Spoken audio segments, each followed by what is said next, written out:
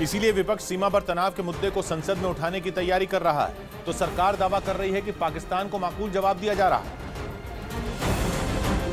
और सरकार की तरफ से सफाई गृह राज्य मंत्री हंसराज अहीर ने दी।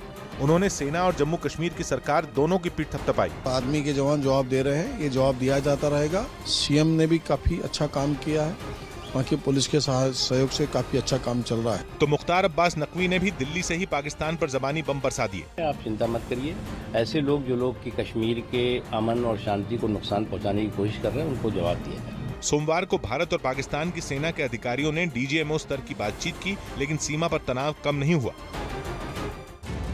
रूस की राजधानी मॉस्को में देखकर 10 मंजिला इमारत में अचानक आग लग गई। जिस समय इमारत में आग लगी उस समय इमारत में तकरीबन 80 लोग मौजूद थे।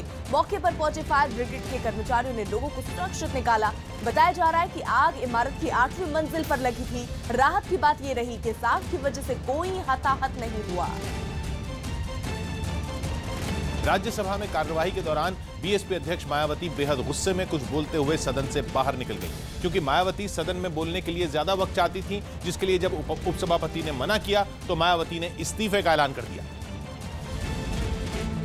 इससे पहले राज्यसभा की कार्यवाही जैसे ही शुरू हुई, विपक्ष के कुछ सांसद दलितों पर हुए हमलों के मामले में चर्चा को लेकर हंगामा करने लगे, जिस पर उपसभापति पीजे कुरियन ने सांसदों को बारी बारी से मौका देने का भरोसा दिया। I am ready to allow one by one. हंगामा किसी तरह शांत हुआ तो बीएसपी अध्यक्ष मायावती बोलने के लिए खड़ी हुई और सहारनपुर हिंसा पर बोलना शुरू किया। मायावती को 3 मिनट वक्त दिया गया। Kumari ji, take only 3 minutes.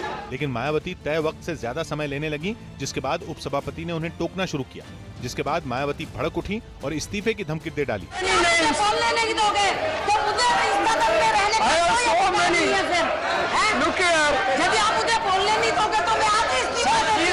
समय को लेकर मायावती और उपसभापति के बीच काफी देर बहस हुई, जिसके बाद हाथ में पर्चा लेकर खड़ी मायावती ने अपना बैग उठाया और सीधे सदन से बाहर निकल गई।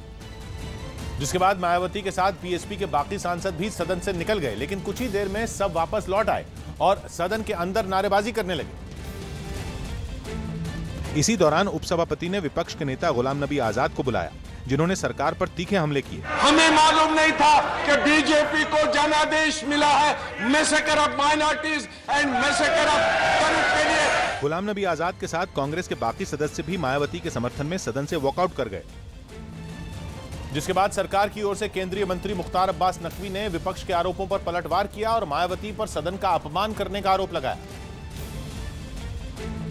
इस दौरान सत्ता पक्ष के कुछ सदस्यों ने माफी मांगो के नारे लगाए, तो जवाब में बीएसपी के सदस्य भी सभापति के आसन के पास पहुंचकर नारेबाजी करने लगे। लेकिन सरकार और विपक्ष के बीच सदन में शुरू हुई खींचतान सड़क पर भी जारी रही। मायावती ने सदन से निकलने के बाद शाम को उपराष्ट्रपति हामिद अंसारी से मुलाकात की और अपना इस्तीफा उन्हें सौंप दिया। मुझे बोलने नहीं दिया जा रहा है, तो मैंने आज राज्यसभा से इस्तीफा देने का फैसला लिया। राज्यसभा में अगले साल अप्रैल महीने में मायावती का कार्यकाल खत्म होने वाला है।